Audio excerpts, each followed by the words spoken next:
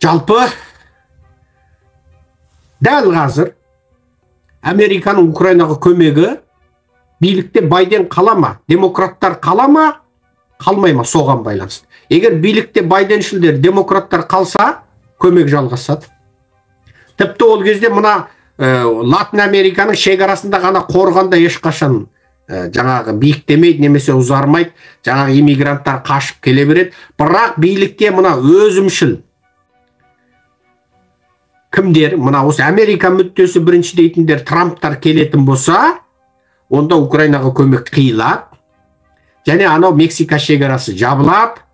Тіпті мына бұғанға дейін қашып пысып келіп алған жаңа иммигранттың ішінен қаншау орыстың КГБшнігі, шпионы, қаншау Қазақстанның КМБшнігі, қаншау өтірік фейк активист, қаншау Қытайдың шпион, қаншау арабтың шпион, қаншау түріктің шпион анықтап депортациялау басталады. Шекара тарс еткізіп, ұшқан құс жорғалаған тышқанды өте алмайтын қылып тастайды. Міне Американың саясаты. Бірақ одан 4 жылдан кейін қайтадан демократтар келсе, онда қайтадан ана қорғанның біреу құлақ қалама, тесіліп қалама бірдеңге, жаңағы шекарашылар бір көзін ашып, бір көзін жұмып отырады. Ана қашқан мексикалығы бар, анау бар, мынау бар, қазақ, өзбек, қырғызы бар, жаңағы жердің астынан тесіп, төсінен түсіп, жаңағы қашып пысып келіп, мына жақтан жаңағы жұмысын істеп, ана жаққа ақшасын салып, сөйтіп тарылдап 4 жыл өмір сүреді, қайтадан республика келсе, қайтадан жауып тастайды. Міне Америка. Бірақ бір адамның сөзі сөз емес. Бір адам билікке келсе де ұзаса 4 жыл бура болады. 4 жылдан кейін бурасының жыны қайтады. Міне демократия. Демократия. Сондықтан мен айтатыным, ертең Қазақстанда біз демократия орнассақ, Қазақстанда мен президенттік жүйені орнассам, мысалы қазақ халқы жаңағы, мен Қазақстан қайтқанда 1 миллионы гүл алып Алматының әуежайынан 1 миллион адам жаңағы қызыл кілем жайып тұрып күтіп алса десем, менің өзім 4 жыл отырам деп жариялаған себебім сол. 4 жыл. Неге? Тоқаев құсап, неге 7 жыл емес? 7 қасиетсіз сан дейді. Сонда 4 қасиетсіз сан ба екен?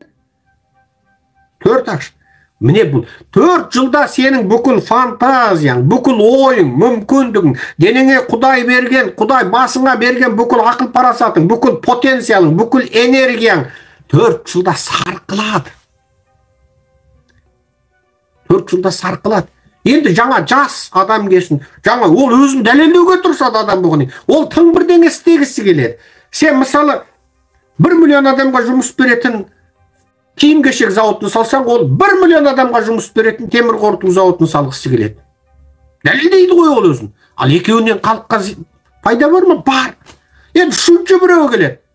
Ол алады да 100 мың қазақтың жігітін шетелде оқытып, ол зауыты құрсын, елдің бәрі зауыт па не? Анау Серікжанда, одан кейінгі анауда зауыт салған дұрыс емес. Мен жастардың бәрі міне бүкіл бюджетті салып шетелде оқытам да бәрін қалың қылып шығарам деп жүреді.